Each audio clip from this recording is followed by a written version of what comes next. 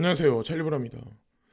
어저께 밤에는 좀 잠을 제가 충분히 많이 잤거든요. 그래서 그저께 밤에 요 근래 이제 리듬이 코로나 걸리면서 이제 깨졌어가지고 그거를 회복하는데 그것도 또 시간이 또 걸리더라고요. 어쨌건 여러분들도 코로나 절대로, 그리고 독감도 절대로 걸리지 마시고 수익을 많이 보실 때까지 건강하시고 무탈하시기를 기원합니다. 일단 그걸 먼저 말씀드리면서 방송에 들어가는데 간밤에 악재 뉴스와 호재 뉴스가 혼재돼서 나왔어요.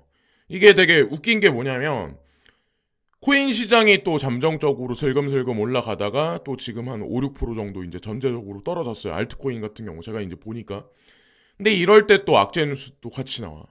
특히나 이제 뭐 DCG 파산이다 어쩌고저쩌고 얘기가 나오는 와중에 이제 실제로 뭐 그런 얘기가 이제 블룸버그 통신을 통해서 나왔는데 겉에서 보면은 내용이 있는 것 같은데 안을 막상 들여다보면 큰 위기감의 조성은 전 아니라고 이제 생각을 하거든요. 제 이제 특유의 항상 이제 긍정적으로 이제 항상 모든 거를 이제 바라보지만 근데 이런 얘기가 있어요. 이르면은 이번 주에 파산 신청을 할 건데 자 아직 논의가 진행 중이다. 그래서 계획은 변경될 수가 있다. 이런 얘기가 있는데 이미 이 관점에 관해서 관련돼 있는 기업들과 대출 상환에 1년이나 2년의 유예 기간을 주는 대신이란 얘기가 있어요. 그래서 파산을 하는데 1년에서 2년 동안 상환할 수 있는 그런 기회를 준다? 이게 파산하겠다는 거야, 말겠다는 얘기야. 그리고 그 대가로 DCG 지분 및 일부 현금을 받는데 동의를 했다라는 얘기가 나오죠. 그럼 이 얘기가 뜻하는 바는 여기 거대 글로벌리스트 금융 그룹이 개입을 할 수도 있다는 얘기거든요. 그게 JP모건이 됐건 골드만삭스가 됐건 블랙록이 됐건 피델리티가 됐건 저는 분명히 그들 중에 누군가가 여기에 개입이 되지 않을까라는 생각을 해요. 처음부터 DCG가 생겨날 때부터 이미 그들은 거대 금융 그룹들은 이미 개입이 돼 있지만 이번 일을 통해서 뭐 본인들이 생각하는 뭐 그게 있겠죠. 어쨌건 이 뉴스가 나왔고 이것도 이제 위기감 조성의 일부라고 저는 이제 생각을 하는데 거기다 이제 더 웃긴 게 뭐냐면 이 뉴스도 나왔어요. 11월 16일 날 그러니까 2022년에 이때 한참 이제 사람들이 한 두어 달간 엄청 떠들었죠. 바이낸스 뭐 파산한다 얘기. 근데 이때 누리의 루비니 교수가 이 바이낸스 창펑자오가 걸어다니는 시한폭탄이야 라는 얘기를 했었거든요. 근데 아니나 다를까 지금 현재 이게 작년 11월 달에 나온 뉴스인데 이게 어젯밤에 나왔어요. 어젯밤에 토시 하나 안 틀리고 다시 또다시 나왔다. 근데 이런 얘기가 왜 이게 뭉쳐서 이런 악재 뉴스가 돌아다닐까? 예. 전 이게 되게 재미나다고 생각하거든요. 이 세상을 움직이는 자들, 글로벌리스트란 사람들은 제가 늘상 말씀드리지만 대중을 인격 있는 사람이라고 취급 안 해요. 그리고 또 웃긴 거는 사람들이 이런 뉴스가 반복해서 나와도 거기에 또 동화가 돼요. 네. 이게 비단 뭐 가상자산 시장뿐만 아니라 저는 주식시장이 됐건 아니면 정치계가 됐건 다 마찬가지라고 생각을 하는데 의식 수준이 낮은 사람도 상당히 많단 말이에요. 이거를 컴페어해서 이게 확실한 건지 진실인지 아닌지 구분을 할 수 있는 힘이 있어야 되는데 그렇지 못하신 분들도 생각보다는 많다는 거죠. 어쨌건 반복해서 나왔다. 예. 대중을 개 돼지 취급하는 건데 제가 그리고 이제 지나가기 전에 이제 한마디 말씀을 드리려고 하는데 2050년 세계 경제 G7이 지고 E7 뜬다. 제가 항상 강조하는 부분이죠. 제 영상에서 어떻게 보면 이제 중심이 될 수도 있는 얘긴데 뭐 이미 PwC는 프라이스 워터스 쿠퍼스라는 세계 4대 회계법인 중에 하나는 이미 2017년부터 이 얘기를 해왔었어요. 그리고 지금 실제 이 현상이 있기 바로 직전일 수도 있다. 근데 제가 이런 말씀 드리면 아이 말도 안 돼. E7이 어떻게 G7을 선진국은 영원할 거야. 강건할 거야. GDP, GNP가 왜 E7보다 떨어질 수가 있을까? 근데 이거는 시작일 뿐이라는 거죠. 이미 글로벌리스트들은 자금줄을 이미 인프라 확장을 G7에서 E7으로 옮겨 이미 2016년도부터 이미 옮겨놨고 대중들은 눈치를 못 채요. 일부 눈치 빠른 사람들, 이런 사업가들이나 이런 사람들은 넘어가서 주변 환경을 이미 직관적으로 살펴보고 이미 움직인 사람도 있겠지만 대부분의 자국에서 그냥 미디어를 보고 조롱당하는 사람들은 모르죠. 몰라요. 저도 만약에 향후에 움직인다면 저는 이번에는 인도나 중국이 아니라 나이지리아로 갈 생각이 있거든요. 나이지리아. 예. 제가 딱 눈에 들어오더라고요. 그런 느낌이. 예. 제가 이제 보고 있는데 어쨌건 그렇고 뭐 지나가는 김에 이제 말씀드리는 거고 사람들이 이제 보통 발등에 불이 떨어져야 그때서야 이제 인식을 하니까 제가 어차피 한국이 됐든 일본이 됐든 미국이 됐든 우리가 뭐 이민 가고 싶어하는 뭐 유럽에 있는 특정 국가가 됐건 침몰하는 배라는 거를 막상 배가 침몰해서 물이 차오르기 시작했을 때 그때야 깨닫지 그 전까지는 깨닫지 못한다고 전 생각을 하거든요. 코인도 똑같다는 거죠. 코인도 가격이 올라가면 사람들은 안도감을 느끼고 악재 뉴스가 막 쏟아지면 휘청휘청거리는데 그럼 그렇게 따지면 옛날에 코인 가격 엄청 쌌었을 때 그때 샀어야죠.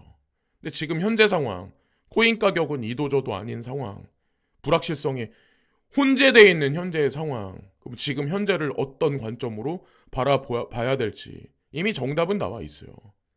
모두가 다 추앙하고 모두가 다 맞다고 생각했을 때 비트코인 10억 간다라는 얘기를 100%의 사람들이 다 동조할 때 100%의 대중들이 동조할 때 그때가 글쎄요. 그때가 투자 기회일까요? 부산거래소 이것도 이제 사람들을 농락하는 뉴스 중에 이제 하나라고 생각. 왜 이런 뉴스가 이제 간밤에 많이 나오는지 모르겠는데 뭉쳐다 이것도 웃기게 부산거래소 명칭 뭐 디지털 상품 거래소로 뭐 그래서 뭐 이거 한다 뭐 이런 얘기가 있었잖아요. 근데 웃긴 거는 디지털 상품 거래소를 런칭을 시키긴 하는데 가상자산을 취급을 안 한대요. 예, 우리가 투자하고 있는 코인은 취급 안 한다. 근데 그러면 이 거래소를 왜 만들까? 예. 하여튼 세상이 참 그래서 진실과 거짓을 구분을 해야 되고 또 하나 이분이 뭐 미국 트렌드 뭐 연구소의 뭐 소장이신 것 같아요. 근데 뭐 어떤 분인지 잘 모르겠는데 CBDC가 확장되면 가상자산은 무너질 거야. 비트코인은 무너질 거야 라는 말씀을 이분이 또 하셨더라고. 제가 보니까 이런 뉴스가 되게 많이 나왔어요. 위협받는 비트코인의 미래. 그래서 정부가 발행하는 디지털 통화가 전환되면 비트코인의 존재가 위협받을 수 있습니다라는 이런 얘기. 항상 불확실성이 존재할 때는 이 뉴스가 항상 제가 보니까 대중들은 혼선을 빚더라고요. 저는 이게 상생의 구도라고 생각을 하거든요. CBDC 스테이블 코인은 가상자산 시장의 유동성을 공급해주는 유동성의 주체가 되는 거고 가상자산은 유동성을 주입받아서 살쪄서 가치가 확장되고 파이가 커지면 정부는 여기서 세수 창출을 얻는다. 이게 제가 기본적으로 생각하는 가상자산 시장의 미래이며 기본적인 구조라고 저는 생각을 하거든요. 근데 어쨌건 이런 미디어에 이런 얘기가 나오면 여기서 또 휘청휘청 거리다 보면 죽도 밥도 안 된다는 거죠. 예. 과거와 같은 인생으로 그냥 살 수밖에 없는 거고. 자, 그리고 핀테크 펌 이런 와중에 아크라는 뭐 이 업체가 런칭을 시켰는데 뭐 여기서 크립토 랜딩 그러니까 뭐 커스터디 서비스를 진행을 할 거다 이런 얘기가 있어요. 셀시우스부터 자 얼마나 많은 지금 뭐 거래소 플랫폼들이 작년 2022년에 파산을 했나요? 근데 이 뉴스가 코인데스크에 나왔어요. 2.75 밀리언 모금됐다. 이것도 참 수상해. 이 돈을 과연 누가 줬었을까? 여기 개입되어 있는 데가 또 어디냐면 여기 비트고예요. 비트고. 대출금은 비트고에 의해 관리되며 비트고는 바이낸스 자회사거든요. 네. 자, 그리고 달러와 USD 코인, 그러니까 USDC로 스테이블 코인으로 표시가 될 거야. 어쨌건 이런 와중에 커스터디하는 그런 플랫폼이 런칭이 됐다? 참 아이러니하죠. 예? 과연 어떤 게 맞는 건지. 그리고 특정 업체는 비트메인으로부터 1,400대 비트코인 채굴기를 매수를 했다라는 얘기가 있어요. 과연 기준을 내가 어디다 둬야 될지. 그리고 이 와중에 제가 이제 지나가는 김에 이제 한마디 말씀드리려고 하는데, 내가 투자를 하기 전에 내 있는 자산 규모에서 하지 않는 규모 내에서 좀 조사를 충분히 한 상황에서 투자를 해야 된다라고 이제 저도 예전서부터 이제 계속 말씀을 많이 드렸던 것 같은데, 충격적인 연구 결과가 나왔어요. 뭐 바이비트하고 뭐 어디? 예. 해가지고 뭐 북미니까 캐나다랑 뭐 미국이죠. 64%는 전혀 연구하지 않고 암호화폐에 투자를 합니다. 64%는 거의 76%, 3분의 2 정도가, 거의 70% 되는 사람들이 가상자산에 투자를 할 때 조사를 안 한대요. 이 데이터가 나왔어요. 그러면 이런 분들이 한국에는 없을지, 일본에는 없을까요? 유럽에는 없을까요? 저는 비슷비슷하다 생각하거든요. 그러니까 왜 이렇게 쉽게 가상자산을 왜 이렇게 쉽게 생각을 하는지. 본인 돈 넣는 건데 충분히 2시간, 여기 보면은 64%의 암호화폐 투자자는 투자를 하기 전에 2시간 미만, 2시간 미만 조사를 한대요. 아니면 조사를 전혀 진행하지 않거나. 아니, 본인 돈 넣는데 왜 분석이나 공부도 없이 투자를 해놓고 가격이 떨어지면 그때 가서 공부를 왜 하냐는 거죠. 공부를 먼저 하고 확신이 생기면 확신 생긴 만큼 대출받지 않고 투자를 했었으면 밤잠 설칠 일도 없고 악재 뉴스가 나올 때마다 가슴이 쿵쾅거리는 경험을 할 필요가 없다는 거죠. 어쨌건 뭐 다 경험이니까. 근데 저는 다 경험이라고 생각을 해요. 앞날이 중요한 거니까. 그리고 XRP의 결정적인 해가 될 거야. 악재 뉴스가 나오는 와중에 리플의 CEO는 SEC 사건이 2023년에 확실히 해결될 것이라고 말했습니다. 이번에 다보스 세계경제 포럼에서 브래드 갈링하우스가 결정이 될 거야라는 얘기를 했다고 하더라고요. 여기 보면 스위스 다보스에서 열린 세계경제 포럼에서 이번에 상반기에 SEC 사건이 종결될 것이라고 기대를 피력했다. 작년서부터 반복해서 브래드 갈링하우스가 일관되게 얘기했었던 부분인 것 같은데, 이 얘기는 개돼지 뉴스가 아니라 진실일 가능성이 상당히 높다라는. 근데 사실 XRP가 상품이냐 증권이냐, 증권이면 어떻게 된다, 이 얘기가 뜻하는 바는 사실은 가상자산 시장에서 가장 중요한 핵심 이슈거든요. 사실은 모든 것이 다 달려있는 얘기거든요. 근데 이 얘기를 세계 경제 포럼에서 굳이 할 필요가 없는데 이 얘기를 왜 했을까? 2023년에 아마도 상반기에 확실히 해결될 것이라고 낙관한다. 작년 말부터 이 기사가 나왔던 걸로 기억하거든요. 근데 또 이 얘기를 반복해서 했다. 대중들한테 어느 정도 시그널을 준다고 이제 전 생각을 하거든요. 미국 12월 소매 판매, 이 부분도 이제 제가 이제 할 얘기가 좀 있는데 1.1%가 하락을 했다. 인플레에 지갑다든 미국인들. 너무 상품 가격이 높아지니까 우리도 배달 음식 막 시켜 먹거나 아니면 물건 살 때 많이 오르면 소비가 줄어들 수밖에 없잖아요. 근데 제가 이제 한마디만 말씀드리고 싶은데, 이 우크라이나 분쟁이라는 게 있잖아요. 우크라이나 분쟁이 왜 이렇게 장기화될까요? 그러니까 여러분들 한번 곰곰이 한번 생각을 한번 해보셨나요? 그리고 이 특징이 뭐냐면, 이번 이 우크라이나 전쟁의 특징이 뭐냐면 재래식 무기의 대잔치예요. 나토군도 레오파드라는 그런 전차도 재래식 무기이거든요. 근데 러시아에서도 이 전장에 현대식 무기는 거의 쓰지를 않아요. 왜 밀어붙이지 않을까? 왜 우크라이나 분쟁은 장기화될까? 우크라이나 분쟁이 장기화될수록 인플레이션은 사그러들지 않아요. 미국 연준에서는 FED에서는 고집을 부리면서 인플레이션 사그러들기 위해서 제롬 파월 연준 의장은 강력한 금리 인상이 있어야 돼라는 얘기를 하지만 금리 인상을 하면 할수록 인플레는 감소 안 하고 경기만 하강한다. 알면서 그런다고 생각 안 하시나요? 여러분들이 이제 보시기에. 응? 하여튼 그래서 어쨌거나 저쨌거나 사람들이 생각하는 미국에서 뭐 금리 인하를 하면 장기간에 호경기가 올 거라고 생각하지만 오히려 금리 인하를 하면 장기간에 스태그플레이션, 불경기로 들어갈 가능성이 상당히 높다라고 이제 저는 생각을 해요. 그거는 장기 침체 국면에 지금은 아니지만 일정 시점이 가면 5년 동안 아마 선진국도 그렇고 장기 침체로 들어갈 가능성이 상당히 높다.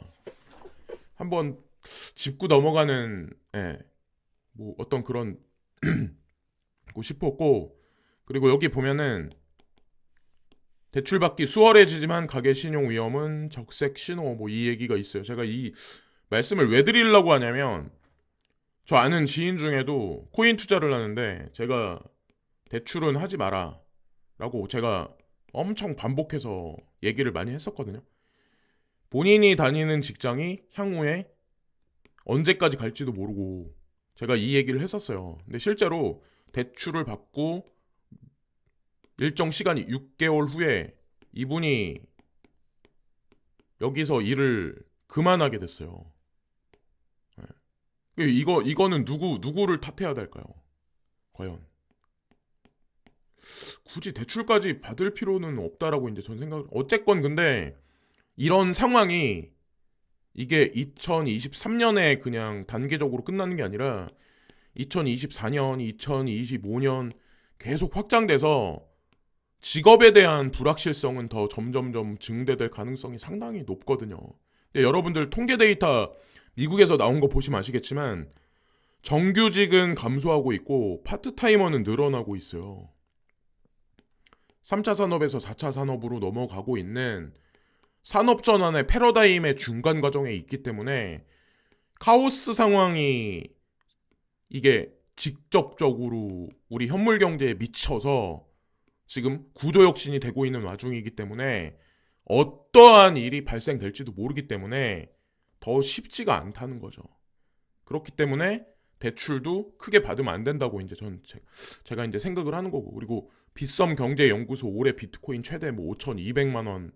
저는 이거 충분히 100% 가능성 있다라고 저는 생각하거든요. 이 이미선 센터장인가 이분이 뭐 국민은행 출신이라고 하더라고요. 근데 이 전통금융에서 근무하셨던 분들 중에 어떤 분들은 좀 약간 고지식 해가지고 이 경제 뷰를 바라볼 때 막힌 분도 있는데 이분은 제가 보니까 좀 어느 정도 오픈돼 있으신 분 같더라고요.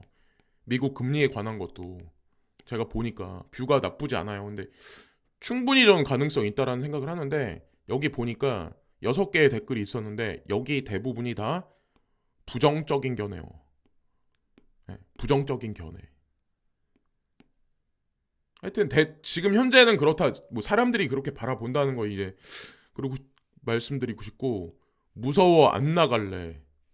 고립 은둔 청년 서울만 13만 명. 그럼 전국으로 따지면 얼마나 많은. 그럼 이게 2023년에 지금 끝날까 과연. 일본 아시죠? 히키코모리라고 하나요? 그런 표현 쓰던데. 이 2023년, 2024년 쭉 만약에 이런 상황이 발생이 된다면 과연 어떻게 돼? 제가 이제 말씀드리고 싶은 거는 이렇게 죽나, 방구석에서 이렇게 있다가 죽나, 나이지리아, 인도 같은 데 가서 뭔가 좀 해보려고 한국부터 준비해가지고 기업을 끼고 들어가서 이리 부딪히나 저리 부딪히나 어차피 사람은 죽는데 뭐하러 방구석에서 이렇게 있냐는 거죠. 세상은 변하지만 방구석에 있어봐야 나만 손해인 거죠. 차라리 그럴 바에는 모험을 하는 게 낫죠. 재미 없잖아요. 방에만 있으면.